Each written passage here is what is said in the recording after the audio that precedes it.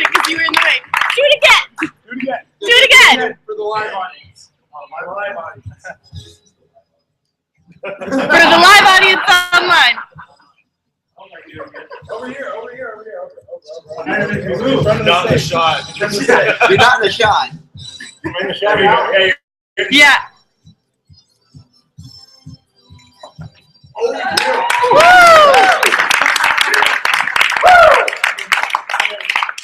I actually didn't see anything else like that this week. Okay. Cue music. You're listening to Thunder Black Podcast Network.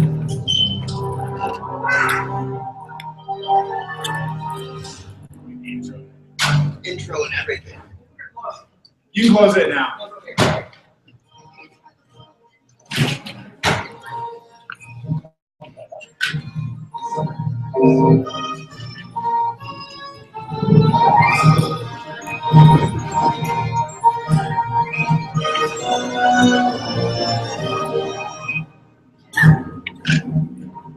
So you think you've got what it takes to join the Alliance? Can you say the same thing when you're pitted against the Emperor's legions of stormtroopers led by his Sith enforcer Darth Vader? Mind you, this is the Empire that wiped out the Jedi Order and took over the Republic in a near perfect coup. The course you will take is a dangerous one, and we are vastly outnumbered. We need beings of courage, intelligence, and strength of will. Commanders Michael Cohen and Captain Frankie are waiting to debrief. As veterans of the Clone Wars, they are some of the best. If you survive the Jedi Herd. That's us. We're fighting for freedom and hope now. So go on, get moving. Oh, and rookie. Welcome to the Rebellion.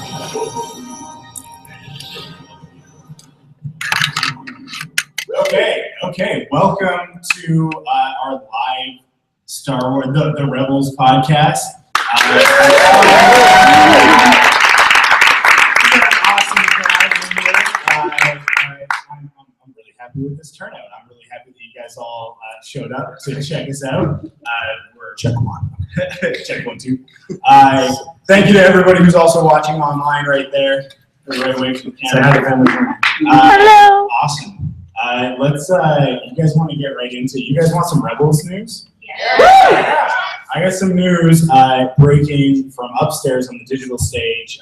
Our foreign correspondent in the field, Matthew Campbell, just tweeted me, or just messaged me to tell me that they confirmed a summer release for season 2 of Star Wars Rebels. So,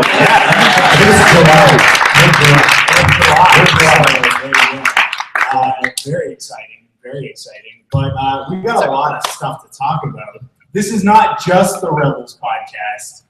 This is an unofficial, I don't know, like a rejoining of the front lines, the Clone Wars podcast team. I mean, first time Matt and I have ever been same place, same time. So really exciting. The magic is worn off because we've been hanging out since Wednesday. But you know, I guess it's still kind of special for you guys. But we've also got Kyle of the Star Wars: The Saga Continues, of course, as well as Tim of Star Wars: The Saga Continues. When these guys started out, they started out with Frontlines with us. Kyle writing our recaps, and Tim obviously doing our news as he does for all of our awesome websites. So it's cool that we've got like a reunion on stage here. And so before we jump into anything Rebels, we're gonna really quickly get Tim and Kyle to talk about Bad Batch, because they saw that the other day, which was the unfinished episodes that they aired specifically for the Star Wars Celebration audience. So Kyle, why don't you tell me a little bit? They set up Bad Batch. What was the story about? Okay, well, basically the story is, I think it starts on board with the planet Anaxis or something like that. So the Republic and the Separatists are in this big battle. The Separatists have been starting to beat the Republic in every battle, and Rex has this algorithm that he thinks can like predict strategies and stuff, and he thinks, oh, the Separatists must have my thing because they're beating our tactics the way I'm supposed to be beating theirs. And so they come up with this plan to go behind enemy lines and get this thing. Cody actually is the one who brings in this Bad Batch elite clone unit, which is kind of like Republic Commandos in a way, almost, in that they're sort of more individualized and real highly trained, real specialized super soldiers. And I love these guys. They're really cool in terms of their different personalities and fighting styles and everything like that. But yeah, so they get tasked to go behind enemy lines to retrieve this supercomputer or whatever, which turns out to not be exactly what they expect it to be. And I wouldn't give away too many spoilers here, except one of the big selling points of this is that they've already said this is the arc where Echo comes back. You find out that Echo, the Separatists, actually retrieved him off the battlefield after the Citadel arc, and they've got him half cyborg and still alive and hooked up to this machine. So it turns into a rescue mission where they want to get Echo out of there, and using the Bad Batch to go back to an Axis and help turn the tide of that battle. So some really great action scenes in there. Also some really intriguing storylines with obviously Echo coming back and them figuring out how to sort of bring him back into the fold and all that kind of stuff. But it was really cool. And even though it was the unfinished animation, just seeing some of those battle scenes and having the fully voiced characters in there, it felt like almost just watching a regular Clone Wars. You had to just use your imagination, fill in a little bit of some of those visual gaps, but with the music and sound effects and the voice acting and everything, it was just it was all right there. So, anybody else see it? Yeah. How you guys doing? Nice. Cool. Tim, what was the biggest takeaway from those 4 episodes? We know that Clone Wars, famously, every arc has that standout moment, right? What was the standout moment in this arc of episodes?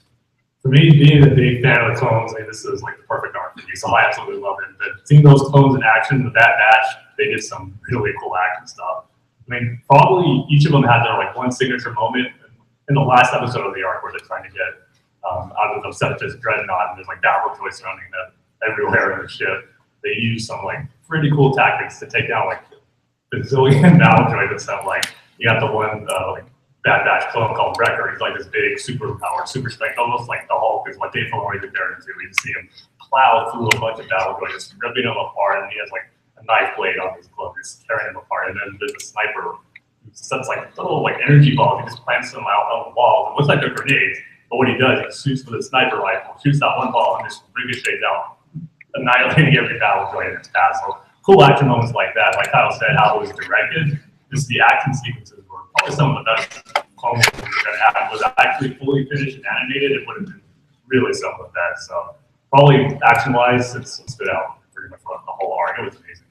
Cool. Matt, you and I actually saw some Clone Wars stuff as well in the Untold Stories panel, which we kind of got a more of these guys got a look in that panel. You guys were there as well for the Untold Stories one, right? Yeah. But in the panel they were talking about, it was more of a specific look at these 4 episodes as completed as they were. But we got kind of more of a macro look at everything that wasn't finished yet. There was a few storylines. There was one with Asajj Ventress and Quinlan Voss that we know we're getting as Dark Disciple as the book. There was a story with Ahsoka. There was obviously the Bad Batch story. Am I forgetting anything else? The Vulcan one. Yeah. There was more to the Bad Batch, because what we saw was going to be the first Bad Batch story arc, but then when we saw that's right. The clip from Kashyyyk, there was going to be another episode where they go to Kashyyyk with Yoda and fighting alongside the Wookiees. So. Yeah. So Matt, of all of the untold stories of the Clone Wars, which one stood out to you the most? Oh, it's the Boba Fett, or as you told me, it's Boba. Yeah, Boba Fett. And Cad Bane. I'm a big Cad Bane fan ever since season 1. That's how I got on the Clone Wars podcast. I did an audition for that last episode of the season. So it was the relationship that they were starting to build, and that looked like there was going to be some really, really cool stories. And Boba was in his suit. Yeah, as well. Yeah, he had the helmet, and he had the proper helmet, because we did see him in, what was that, season 4 or 5. Right. We saw him with the different helmet and the different armor think he still had Jango's blasters, but Yeah. yeah, he wasn't quite the Boba Fett that we know and love. And that arc looked like it was going to bridge us from that Boba that we're kind of used to seeing in Clone Wars. Who's a little bit, he's young, he's definitely tenacious like we expect Boba to be, but he's a little bit, I don't know, inexperienced. And Dave Filoni was talking a lot about how that arc was going to see Cad Bane sort of almost raising him up to the level that we know that he's at when we meet him in the original trilogy. And the reason why I thought was the really cool part, and it's a shame that we didn't get to see that unfold in the Clone Wars. Who knows if we'll see it down the road in a comic book or a novel or maybe even on Rebels or something else that we don't know about yet. But it's a shame that we didn't get to see it because there's a really cool part to that story that I really want to be told in some fashion.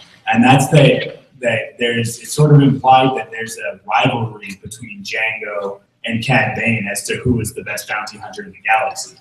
And that since Jango is gone, well, I think we're I'll go Jango. But since Jango is gone, he got cut down in his prime by Mace Windu's purple lightsaber. No purple lightsabers. No purple lightsabers, and never trust your jetpack. It's always going to malfunction at the wrong moment. Since Jango is gone, he can never find out which one of them was actually better, except that there's this perfect duplicate of Jango Fett running around with the name Boba. And if Cad Bane can just get him to that level, then they can have a showdown and find out once and for all who's the top dog. And I thought, like, I love it. That's one of the things that I love the most about the Clone Wars was that there were all these shades of gray within our heroes and our enemies, to the point where sometimes you didn't know if a bad guy was going to help out the good guys or the bad guys, or if two sets of bad guys, when they clash, whether or not they're going to work together to take out Anakin or Obi-Wan, or whether or not there's going to be some sort of alliance for him. And it's that sort of, it's those areas of the Star Wars galaxy that I like exploring, because it's sort of those unaffiliated characters that I think that they get to have the most fun, for sure. But I definitely wanted to see the arc that was going to bring back Asajj Ventress, because Asajj, over the course of the series, I mean, if you go back and you listen to early episodes of Frontlines, especially if you go back and you listen to the first episode where we talk about the movie, Asajj is not a character that I particularly cared for. I just I never really liked the design. Same with Ahsoka. Same with Ahsoka, and I always thought that both of them were kind of flat in their conception, and they were just kind of there. Like Asajj was just kind of there as this weird, not Count Dooku for Anakin to fight in the Genndy Tartakovsky series, and then with Ahsoka, she's just like, oh, she's just a Padawan, and she's an obnoxious kid. But as the series went on, both of those characters went through huge transformations. I think, I for one fell in love with both of those characters. I think probably a lot of you guys out there agree, right? We have round of applause and especially to see them come together in the Lost Mission, or the season 5. In season 5, when we saw them sort of hook up and work together. That was a really cool moment. But I wanted to see where Asajj was going to go next, because I felt that she started, because in a previous arc we had gotten that story about how she was actually a Padawan at one point, and then she kind of left, like sort of veered away from the Order for different reasons. Pulling herself in. Yeah, exactly. Like there's a lot of correlation there, and then over the course of the Clone Wars series, because of Dooku and the Emperor and Sidious, Chancellor Palpatine at that time, sort of veered back towards the light into this gray area. And I wanted to see, what I really wanted to see, you can hear this on Frontlines, is I wanted to see Ahsoka and Asajj go off as a duo. But Quinlan Vos is a pretty good second choice. So yeah, I'm excited that we get to see that in novel form. I'll definitely be listening to that audiobook the day that it comes out, because I'm really excited to see that story. I don't know if it'll have closure. I don't know if it'll have any finality to it. Maybe Asajj will show up in Rebels at some point. We can all hope, right? But yeah, that's a story that I really wanted to see on screen. And it's a shame. We saw some really cool stuff. Really cool stuff. It looked like there was kind of like almost like a secret agent, like a James Bond kind of moment where they have to infiltrate this separatist, like a gallon, like a ball. And so Asajj had this incredible dress. She's got that great new haircut. You can see that in like the posters for Dark Disciple. She's kind of growing the hair back out, which to me, that's the indicator that she's going back to the light side, right? Is that as her hair gets longer, you can tell that she's going back to the good side. But yeah, like this stunning dress that she was wearing, and the sort of repartee between Asajj and Quinlan Voss. It seemed like it was going to be something kind of special, like something really good. And I mean, my quiver is showing. If anybody listens to Quiver the Green, our podcast, I'm about to go into some shipping territory. But they look like they could make a cute couple. So I mean, like, you know, that's what I'm all about. When we get to Rebels, we'll talk more about that. But yeah, that looked like it had a lot of potential. The biggest takeaway from that panel, from the Untold Stories panel, was that it's just heartbreaking that we didn't get to finish that series completely. I mean, I think the finish that we got, that last arc with Yoda, it bookends it perfectly. You've got Yoda at the beginning, dropping all sorts of Force knowledge on the clone troopers, and then at the end you find out that Yoda still has a lot to learn. So the whole series did that with the very beginning ambush. Yeah. Yoda. Yeah, so it was a fantastic end, but there were still so many great stories left to tell. So it's kind of a shame. Let me see. Do we want to let's take a somebody out in the audience, give me your favorite arc. It's your favorite arc from the whole series of the Clone Wars. Umbara. Okay, we got Umbara over here. Anybody else agree with that one? Umbara? Okay. It's quintessential Clone Wars. Yeah. Mandalorian arc. Mandalorian arc. I'm with Matt Campbell over here, sitting right next to the camera. Yeah, Mandalorian arc for me. Let's go down here. I mean, we've talked Season 5, Mandalorian arc. Season 5 Mandalorian. Thank you. Had to clarify. What about individual? Yeah, individual episodes kind of count. Lightsaber lost. Lightsaber lost. Not Okay. the That's a good one. What do we got over here, Deadpool? The Domino Squad one? Yeah, cool. Yeah. Cool. Back there? Yeah, mine was throughout all the clones, in and out every season, just how they touch back on clones and how they evolve. Ending with succeeding with Force. Yeah, so just like all that clone stuff. I think that was one of the best things in the Clone Wars. There's two elements to it, right? We got the clone troopers fleshed out, and we got Anakin's story fleshed out. And then when you watch episode 3, it's that much more heartbreaking. Right? Like it's so hard to watch that moment with Anakin and Obi-Wan on Mustafar. It kills me every time. But let's go down. Matt, There's nothing that's going to beat Sidious fighting Savage and Maul. Oh, Yeah. That's good answer, Matt. That's right.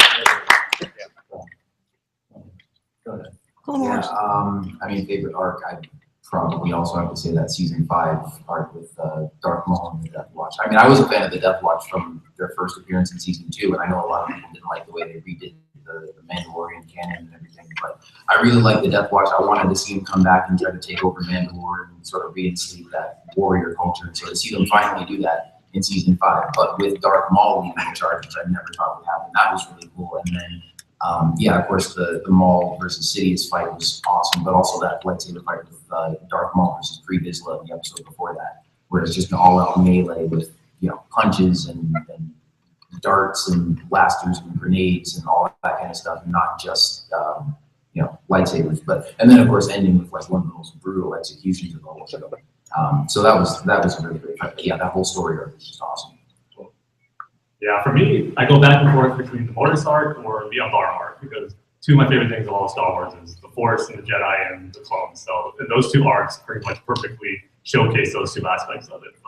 If I had to pick a favorite episode out of all of them, it probably would have to be Overlords, the first episode of the Mortis arc, because that ending sequence where Anakin pretty much shows why he's the chosen one, where he takes control of the sun, his embodies the dark side, and the daughter of the light. He just, the way his voice goes deep, he just says like, "On your knees," and then they just fall to the ground into submission. It was just awesome. I get chilled every time I see that. So awesome. That is my favorite one. Yeah, the Mortis arc is one that every time somebody says it, like every time somebody reminds me that that happened, because it was so long ago, right? Like it was that's season 3. Yep. Yeah, I always go like, oh yeah, I need to go back and watch that because there's so much in there that's pivotal to the Star Wars saga, I think, especially to Anakin's journey. But cool. Let's right before we switch over segments, I got a shirt here that I want to give away. So let's go with some. Do one of you guys have a piece of Clone Wars trivia that you think would be challenging?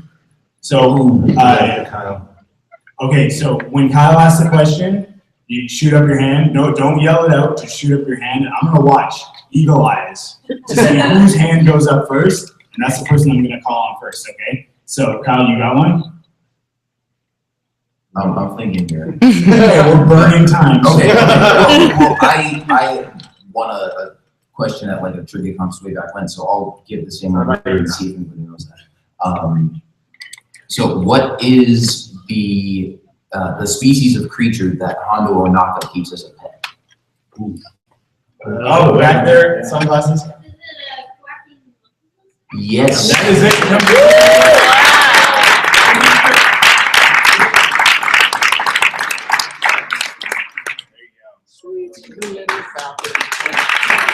Now you two can look like every fifth person. I think our count is up to 50. Yeah, I think it's broken 100, but it's cool. Okay, thank you so much to Tim and Kyle. Yeah, can I just add one more thing real quick that I loved about the Bad Batch arc? You know how they have like at the beginning of every Clone Wars episode, they have a little message that shows up in the It's kind of like what they call a little fortune cookie or whatever. Yeah. And the one for this one, I don't remember it word for word, Tim, maybe you can correct me on it, but it went something like, the Clone Wars are over, but the battles go on, and just thank you, Clone Wars fans, for keeping this alive. And Dave Filoni was talking about how much it means to him every time he sees people still posting, like, save the Clone Wars, I did have to get canceled and stuff like that. And obviously, they're moving on with Rebels and a lot of other great stuff, but I just love that they're still so devoted to those, to the Clone Wars fans, and go through so much to still keep bringing us all this extra content and stuff. So, let's have a round of applause for Dave Filoni.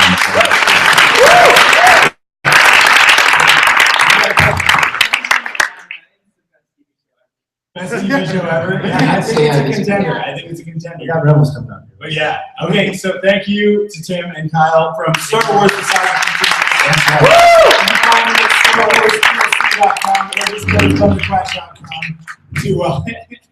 That's got to be called thunderquack.com to find a link to their website and their podcast where they talk about everything Star Wars. Let's bring up our next guest, though. You guys want to go on? Here you go. So we got, you guys know who these guys are. That's Jason right there. And we got from the Wampa Slayer. Jason is one of, I think after myself and then Matt, Jason is on the most episodes of any of our podcasts because he is the voice that you hear at the beginning of most of the episodes of Frontlines and all of the episodes of Rebels. Yeah, and it's always extremely awkward listening to myself do the intros because I'm like, oh, I wish I had done that better. I love it because whenever I edit the podcast, I always have to listen back, listen through that and make sure that there's not like any gaps of dead air or anything like that. So I listen to the whole opening theme, and my favorite one to listen to is the intro that we put together. Both of us with Jason recording and me producing it for the Rebels podcast. You guys heard it at the beginning, and it always gets me pumped. And I always wonder myself, why don't we listen to this before we start podcasting? It would probably give us way more energy, but man, I don't have time for that. Nobody's got time for that. But what do you guys want to talk about? Well, the Wampa podcast is probably the second greatest podcast in Star Wars podcast. That is mine. Wrong. Incorrect. False. Well, I don't know. Did you guys? Who was here Thursday morning? I was just gonna ask Matt if he knew that there was a Star Wars movie coming out. Rogue One? No. It's called The Force Wakes Up. The Force Wakes Up. That sounds good. Obviously, hashtag LOL. It's called The Force Awakens. Who's seen the trailer? Everybody's saying that. Okay, good. Now the next question is, how many of you seen the trailer over 80 times already? All right, there we go. So maybe we should talk about that a little Maybe bit. we should talk about that. This is your show. I guess so, yeah. So I think we could probably talk about The Force Awakens for a little bit, right? Well, I mean, I think we should. I know you're the Rebels podcast, but I'm going to rebel on the Rebels podcast. I'm the Square podcast, brought to you by the Wampa Lair. And we're going to talk a little bit about the Force Awakens trailer. Because, you know, what was really cool about the Force Awakens trailer is that it's a new Star Wars movie, starters. I mean, right? I mean, that's pretty cool. Let's talk about, can we take a moment just to talk about Daisy Ridley's Rey? All right, give me a second. Yeah, but only one moment, okay? All right. We've been listening to him all weekend. It's always her. Yeah, she's beautiful. But besides that, how cool is it to have what could arguably our first ever female lead in Star Wars? Potentially. Yeah. Potentially. Yeah. Right? Like, this is... I think, I don't know, like, I think we're in consensus up here that when Luke says, and you have that power, that he's talking to Rey. I don't know. Most likely. Round of applause over here. Who agrees with that? Yes? Okay. How many applaud if you think he's talking about Finn? No one. I think everyone has the Force now. Everyone? He's talking about Gleason. You think it's... Oh, you think it's Donald Gleason? Okay. All right. No, we don't know anything about him. About his character. I think that that Donald Gleason is the TIE pilot, the one that's chasing down the Falcon, because there's we see that one TIE pilot who's got the red stripes down his helmet, like a Red Baron-esque, right? Like I think that's kind of the vibe that they're going for there. And there's also a TIE fighter that if you pick it out, I don't know if it's necessarily in the trailer, but there were these promotional posters that kind of leaked. And one of the TIE fighters has a red center cockpit, right? Like the ball in the center of the TIE fighter is red. And so I don't know, I think that's who that character is going to be. Either that or he'll be like a captain type character. But I don't know. Like I lean towards that being right. And that might be, wishful thinking, because that would be a much more interesting story. Much more interesting character development to go through from what we know for a character than any of the other characters that we've seen so far. But let's say okay. So Rey is your favorite part of the trailer. Well, not my favorite. No. I'm a Han Solo fan through and through. Okay. So Han Now, I don't know if did you guys know Han Solo was at the end of the trailer? Spoiler alert. I'm not doing spoiler. Oh yeah, spoiler alert. Sorry. How about this leather jacket, huh? Right? Yeah, that's pretty good. Okay, Jason, what was your favorite spot? Oh goodness. I think. Well, It's okay. You've only had all weekend to think about it. but I still can't pick a favorite part of the trailer because it's all so incredibly awesome. From the opening shot to seeing the giant Star Destroyer dead in the sand like that, Yeah. to just all the little fast clips, and finally, of course, how can you not just break down in tears when Han says we're home? I mean, oh my gosh. But I think the most incredible thing at the panel, because we were at the panel, we were in the digital stage watching the simulcast. The most incredible thing on Thursday morning was watching BB-8 roll out on stage under his own power. And I was just like, how does that work? And how can I get one? Yeah, just shut up and take my money. So it's actually funny because where we've been staying, it's funny because Jason said that, and all of a sudden BB-8 rolled out from under the bed. I was like, well, how did you get one? I may have stolen it. No. The piece of this that you don't. The Force Awakens exhibit is one item less. Sorry. Okay, Matt, what was your? So my favorite character is Darth Vader, and we had talked about this ad nauseum all weekend. And the Kylo Ren character obviously is something I'm drawn to, and seeing the Vader mask And the lightsaber that I think that I don't know, we talked about this, like we think he might be some kind of a follower of the Sith, maybe Vader, because he has the mask. The lightsaber, we've all seen it, I'm sure. It's put together, like he's not quite sure what he knows, he knows what he's doing. The way the blade looks, we've all seen that trailer, it looks a little nasty, a little dirty, right? That was the best part for me, and I just want to see more of Kylo. And I'm going to cosplay. I'm going back to the 500 first because I love that costume. So that's your official announcement. So I think your family's watching, right? So There warning. goes a couple more $1,000. I'll sell my. No, I can't sell my Vader.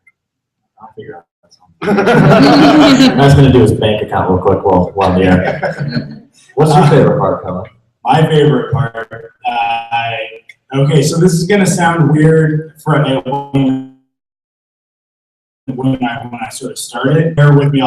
So we discovered that the bad guys are called the First Order. That's the name. We got somebody's got a rogue astro method that we honor. Archie's the best. It's all good. We don't mind being interrupted by Archie. We've discovered through the exhibit and a few other things that the bad guys are not the Empire, they're called the First Order. And there's that great shot. It's the thumbnail for the trailer itself on YouTube.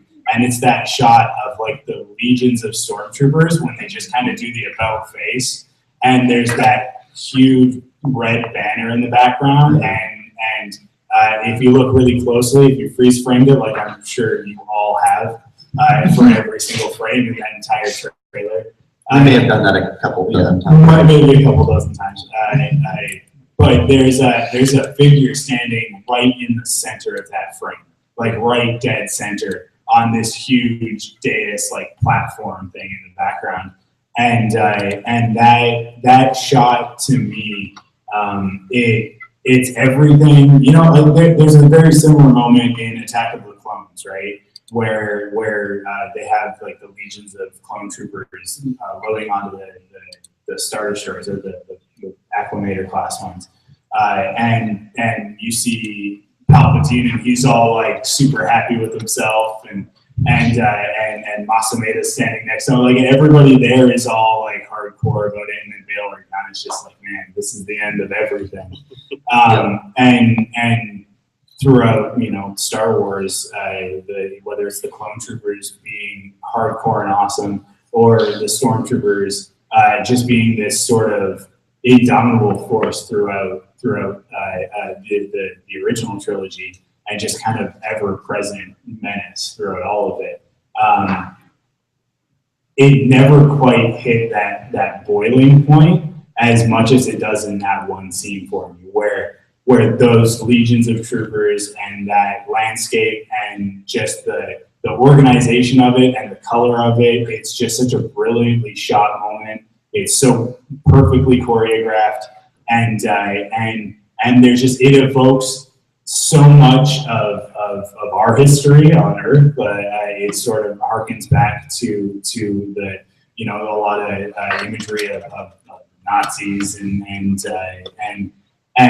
although like that's obviously, not the sort of thing that you normally want to evoke. If you're making an Indiana Jones movie, it's okay. And if you're making a Star Wars movie, I think it's okay, because it really just shows us in one shot, just like every shot that's in that trailer, I think. And I think why it's such a powerful trailer, is that every single one of those shots communicates so much about the movie without telling us anything about the story. So we are all pumped beyond 11, and yet we still don't know anything, right? Like nothing. We barely scratched the surface. And that's so irritating. It's irritating, but you know what? Come December, I think we're all going to be really happy with the decisions that Lucasfilm has made to sort of keep us in the dark, because we're going to sit down in that theater, and I think for the first time in a really long time for a lot of people, we're going to be able to really be transported back. And I don't necessarily mean back to the galaxy far, far away, but back to that first moment that you experienced Star Wars and really fell in love with it, right? I think that there's going to be a moment like that for everybody in the movie, and that's one of the reasons why I think it's so brilliant. I think the trailer has a moment for everybody, whether you like starfighters, so there's the great shot with the X-Wings, or if you like Sith, so you can check out Kylo Ren and how totally hardcore he looks. If you like Han Solo, like basically everybody on the planet does, there's a great moment for those fans. If you're really excited about the new characters, and even like, you know, even if you're into really cute little guys like BB-8, which I definitely am, super excited. There's just a piece in there for everybody, and I think that Star Wars is at its best when it's for everyone. And I think if the prequels missed anything, it was that element. Is that like the prequels were definitely for Star Wars fans, and I think as hardcore Star Wars fans, a lot of us in this room, I'm sure, we all love the prequels for different reasons, right? But it just sort of like, I feel like it goes over the head of a lot of the regular audience, because when I talk to what I refer to as the general public, the old GP, it just feels like they missed the point of the prequels. So it's not a dig against the prequels. I just feel like they were a little bit too laser focused on the Star Wars crowd, a lot like the expanded universe. Clone Wars, I think, went out of its way to be a little bit more general, a little bit more accessible. But this new movie has got this entire planet excited about Star Wars again. And I think that starts on a planet we've never seen. Yeah, it's not Tatooine. I'm so excited that it's not Tatooine because I don't want to retread old ground.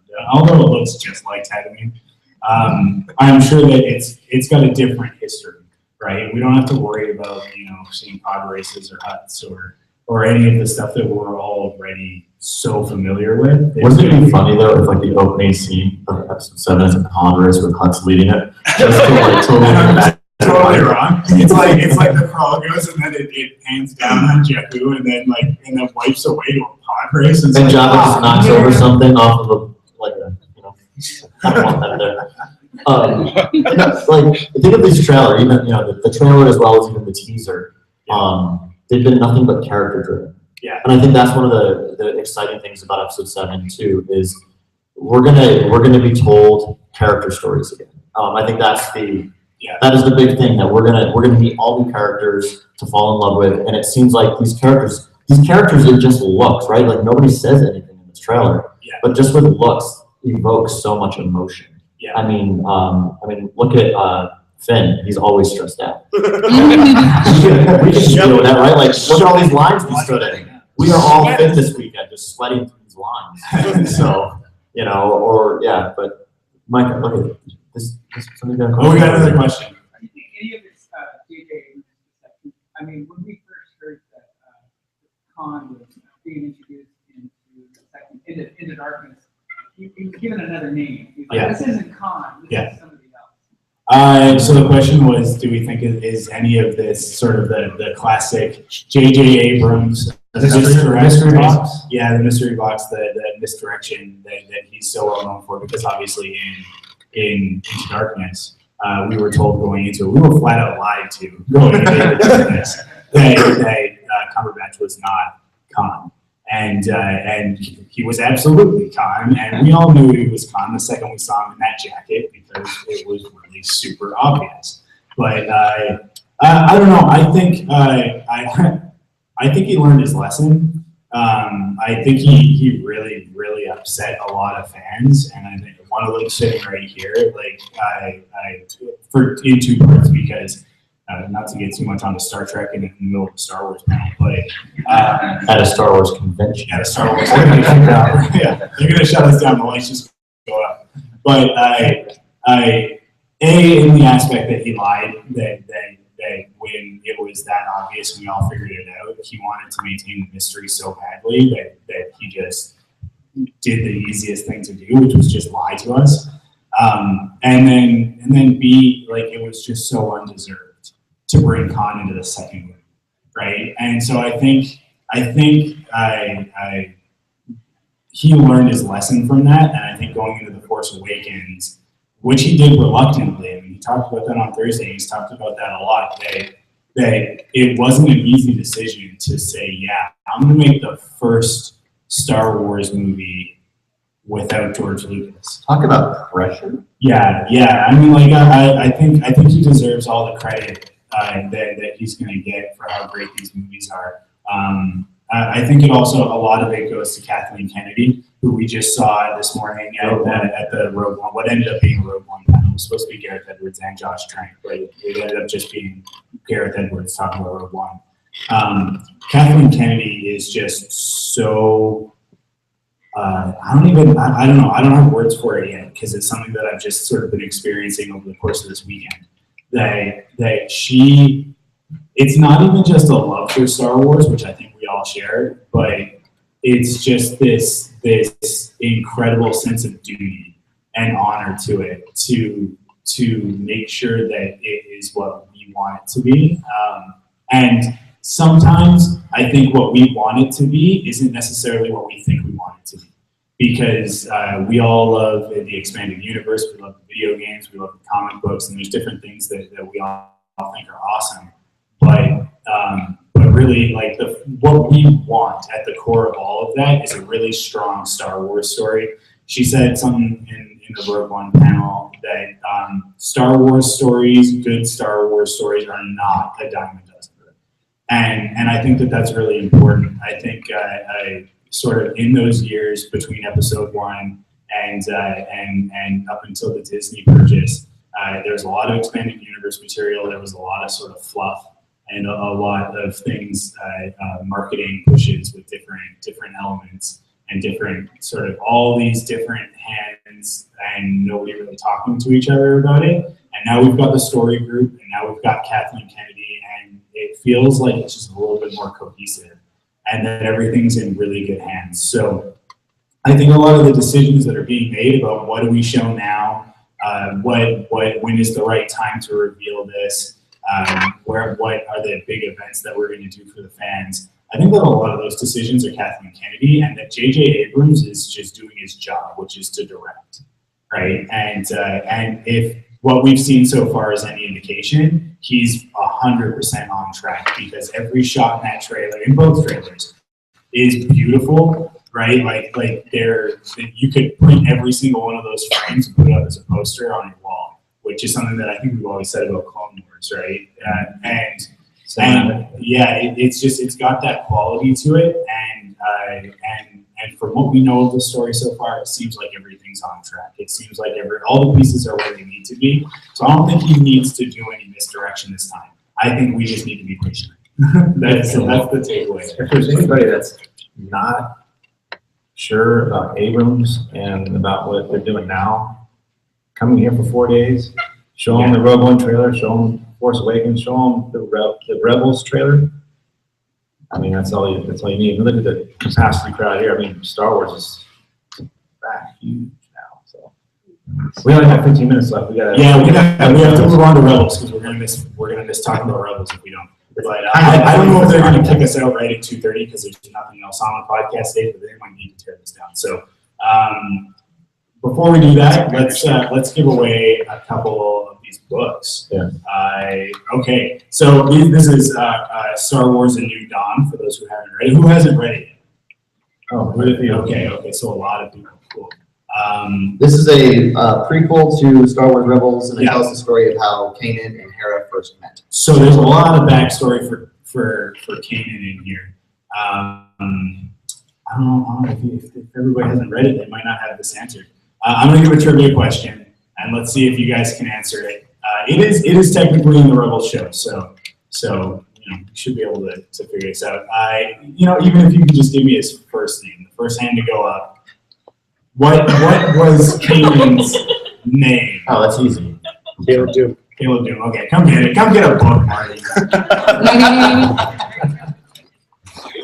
Okay, it's okay because we got 4 of these. So, okay, second question.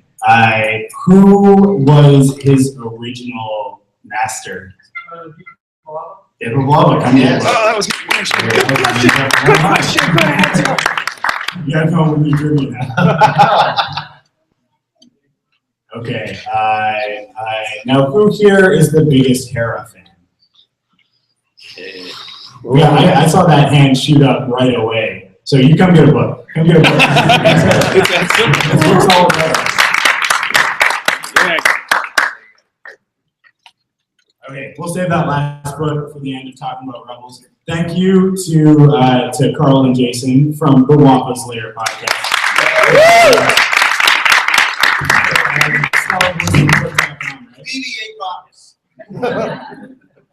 Cool. Let's bring up our final guest. We have two more. Dave Filoni, come on. Come on up, guys. Come on. We're going to talk about Star Wars Rebels now. We're going to talk about that screening. Spoiler screening. Who was at the screening? Yeah. Never seen it? Okay. So we're gonna try and skirt around spoiler territory. But we are gonna talk about the trailer because everybody's seen the season 2 trailer, right? Everybody clap for that. And a lot of the stuff in the trailer is in the first hour of the show. So It is. So I think that's one of the biggest things. So we've got Riley and Bethany of the Star Wars Report. Oh, thank you guys for being on. We're happy to have you guys. Cool. Okay, so Star Wars Rebels. Yesterday was a Star Wars Rebels day, right? It was kind of dedicated to Star Wars Rebels. I mean, Matt and I started in the morning with the panel, then we went to a press conference, and then we went to the screening in the evening. So we're Rebels out. And we basically followed you every step of the way. Yeah, you guys were there for all of it. So, cool. So let's talk about the panel first. Riley, what was your biggest takeaway from that panel?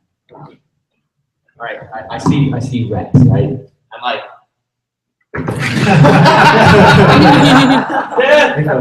I stood up, jumped out of my chair, and then fell. No, that was the takeaway, and not just because here we go, not because it was Rex, which is cool, right? We all love Captain Rex.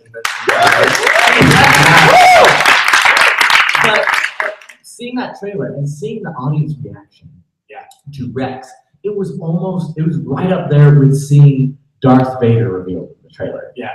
And that tells you something about. I think it was bigger. I think it was bigger in Would you that say trailer. so? Yeah. I think Rex was bigger than. See, I've been walking around the convention asking people when they ask me about the trailer, I'm like, yeah, I'm looking at someone like, give me dagger eyes if I say it was bigger, but I think you're right. Yeah. Now that I have you to support me, I'm just saying it was bigger for Rex. Well, I'm always happy to have the unpopular opinion and to wave that flag. But yeah, that moment with Rex was outstanding. And to have I think what you're getting at is that he's a character. He's not from one of the movies. He was created for the Clone Wars by Dave Filoni. And I have to say, just like with specifically with Rex, because there are a lot of really cool moments, but at that very second, I just had to geek out loud. Yes, absolutely. That one was for Steve. Geekoutloud.com, your safe place to geek out. Geekoutonline.com, geekoutpodcast.com. Mixler.com. Let me check my followers. Okay, there you go, Steve. Cool. Bethany, what was your favorite moment in the trip? Oh goodness, Rex was definitely a top moment, but since this one over here already described that, for me, it would be Vader. I have never been. Vader was terrifying in that trailer. Yeah. I was just like.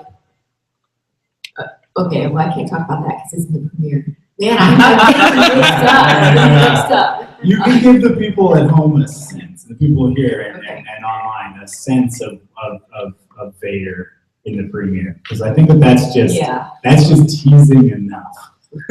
So go ahead, talk about it. Okay, so in the trailer, if you thought Vader was pretty darn terrifying there, in the premiere, he takes that and definitely one-ups it. You are terrified for what might happen to. Okay, I'll fix this. You are terrified of what might happen to any and all Jedi that you know on the show. I'll put it that way. Yeah. That's really specific. There's 3 of them. Oh. Well, technically one. Okay. And not even really one. We don't have time to technicalities, and they were running over. Should have said characters. Yeah, Vader's presence on the series is going to be memorable for everybody. Oh, yes. For sure. That's the same thing with me. It's Vader. You know, when we first started this podcast, we first found out the time frame of this. I thought, wow, man, can we get first? Are we gonna get him? Then when we got into season 1, it's like, oh, cool. You know, they're probably not gonna show him very much. You know, and in the trailer, like it's all about Vader, right? And then when we saw the premiere, it's everything that Freddie Prinze Jr. said. You guys probably saw it. He said, "You won't be disappointed." I wasn't disappointed.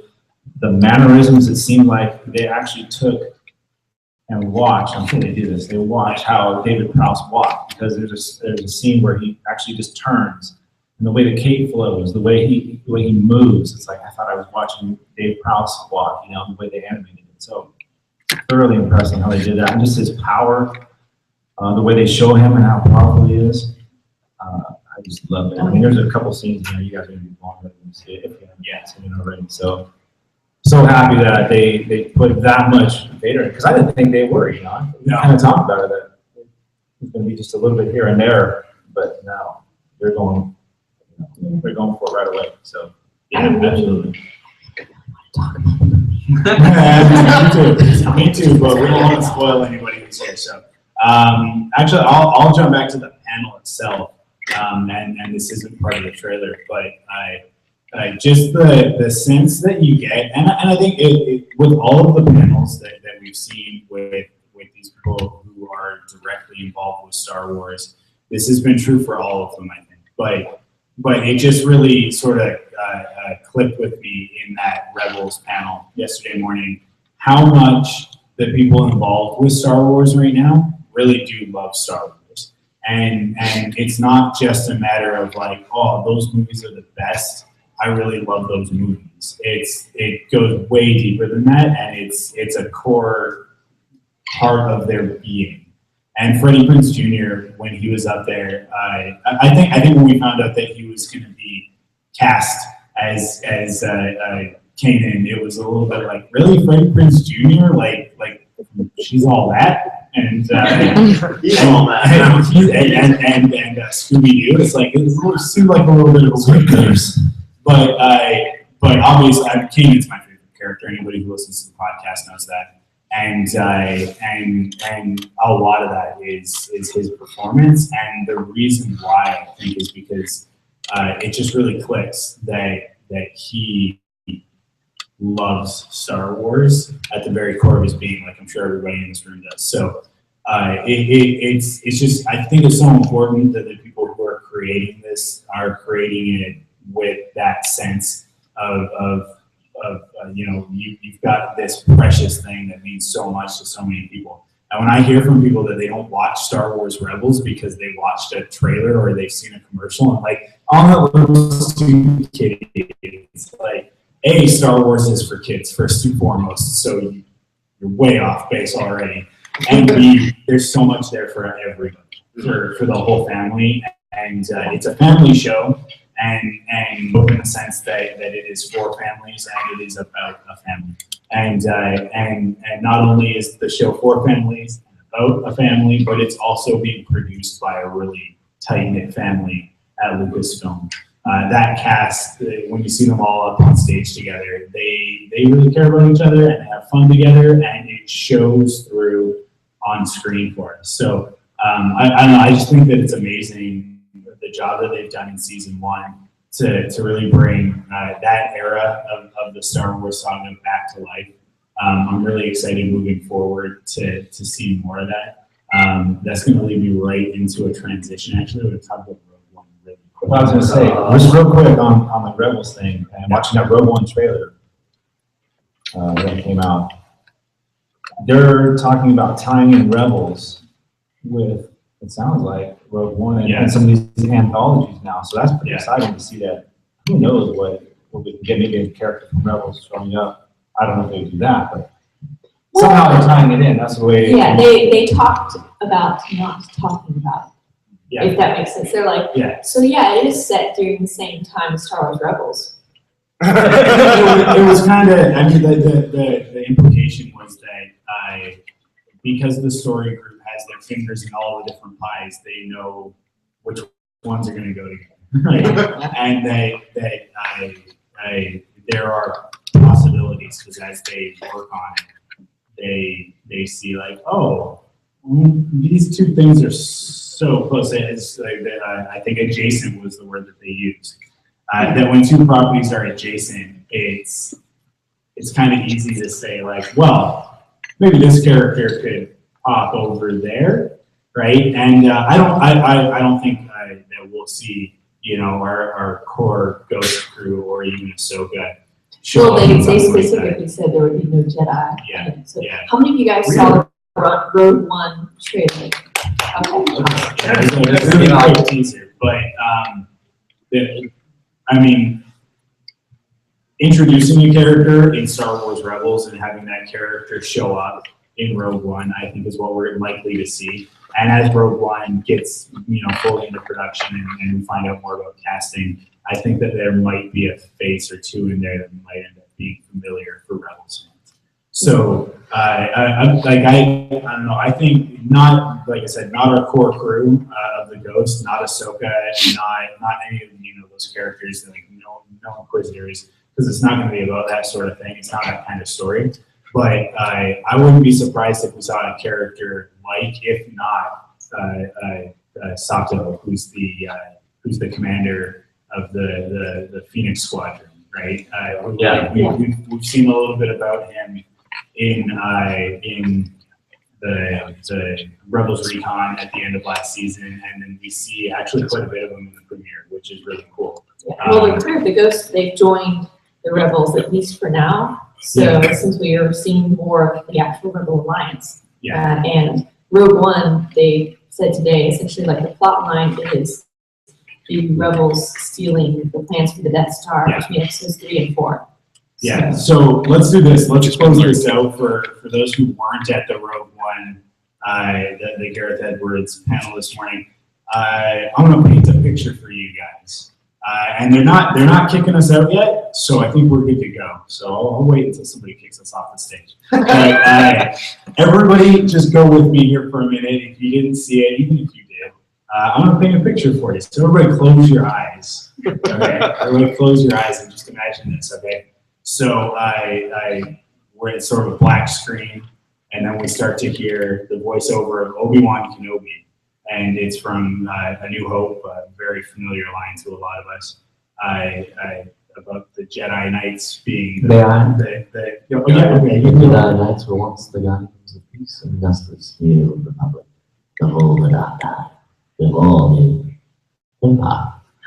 So that's your voiceover, and that plays over. You're on a black screen. You sort of fade up on a bird's eye view, sort of almost flying over top of a jungle valley.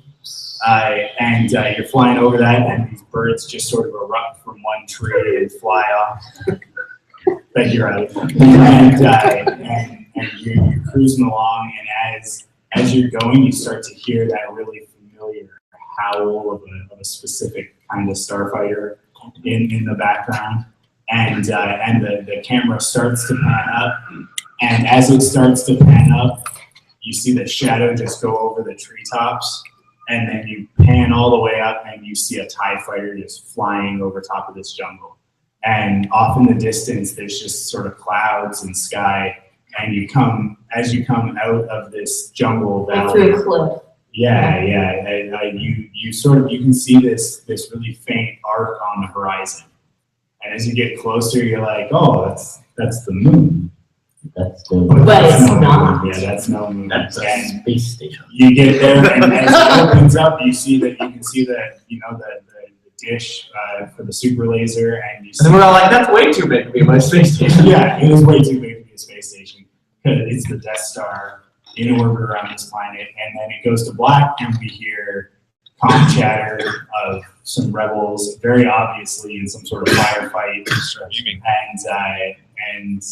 and then the logo just kind of fades to static. And that was the teaser that we saw. That those who didn't get to see it are not going to get to see it for a while, we think. So That's online. is it online already? Yeah, Okay, sorry. We only got a couple minutes left.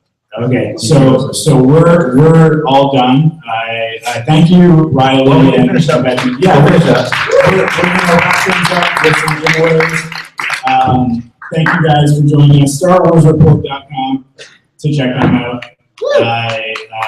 Now let's give away some T-shirts. Just to finish up on Rebels though, hey, is anybody else like me? It's like this show is gonna come down to Ahsoka and Vader, right? Oh, yeah. I think so. Hey, let me give away any Zeb fans here? Okay. Kyle, you can't win. Yeah. Yes. Hands. Okay. What does anybody know his full name? Zeb Aurelius. There you go. Wow. Yeah, this is so beautiful for you. Okay. What do you want to give away next? New Dawn book. Okay, let's give away the New Dawn book. Oh man, I need another Rebels piece of trivia. I got one. You got one? Come here. Well, I'm just telling you. Okay, you can just tell me. Just go use them. Okay. Oh man. What species is Hera? Okay, what species is Hera? I saw that name. Twi'lek. Yeah, she is a Twi'lek. Come get a bud. Yes.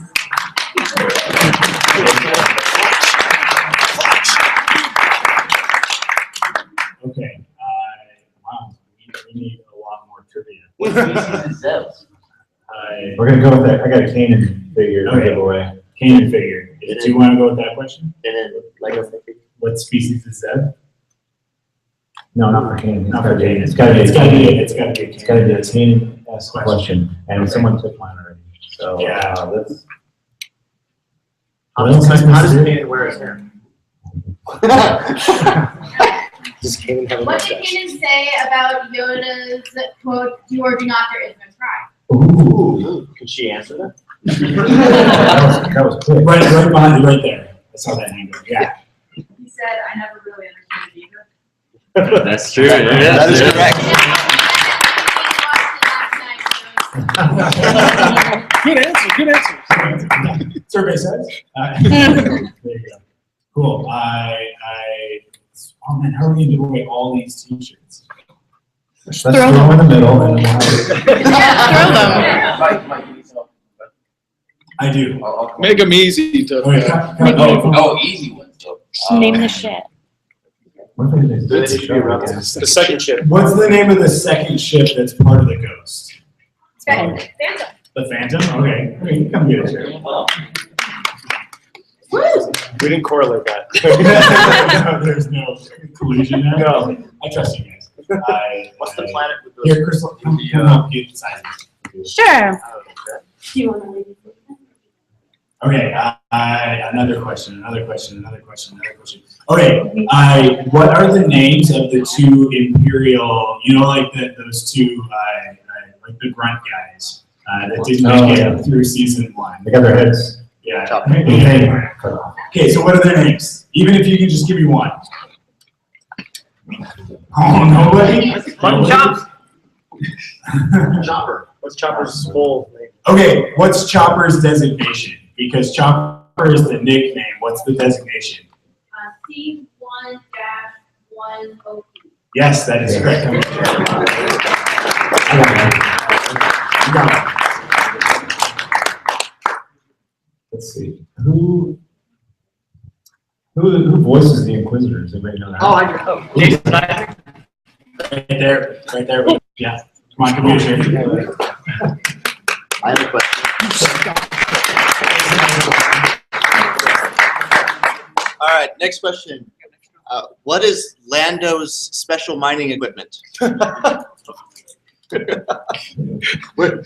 I saw these two hands go up first, but you guys already got stuff, so let's go with Deadpool. Did you get something already? Okay, what you got it? Can you give me a little bit more? Nate? Most of the way there. Is that good enough? Judge's ruling when he gets scared at influence. Judge's ruling. What is it doing when it's doing that? Okay.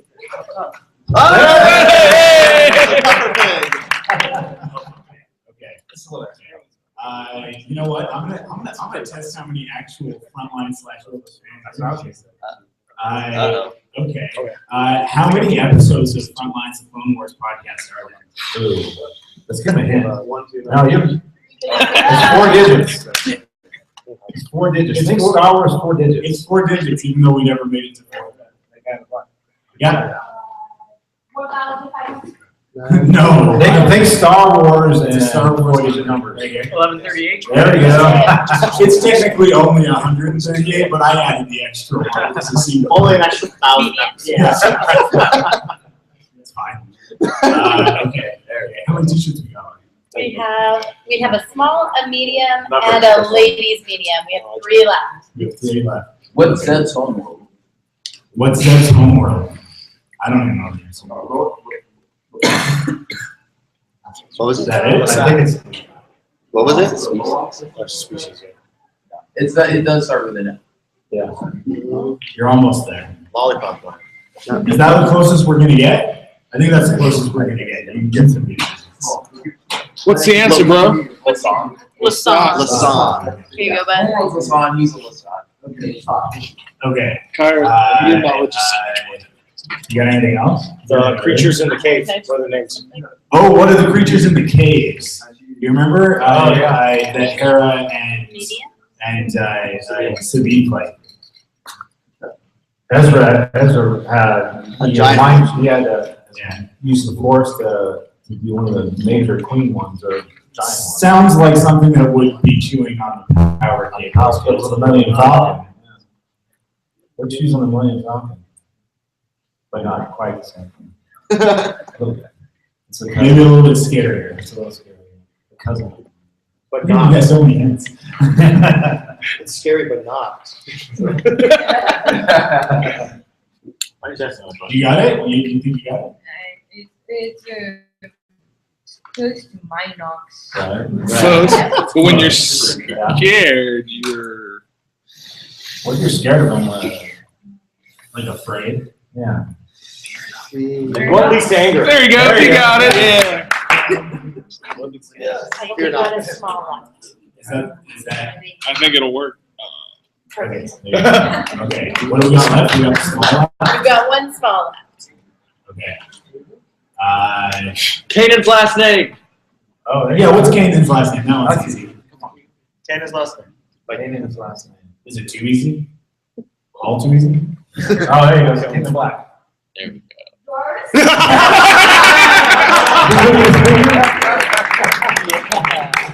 He's been waiting for an hour for that question. Thank you so much to everybody who came out to us. Thank you for listening.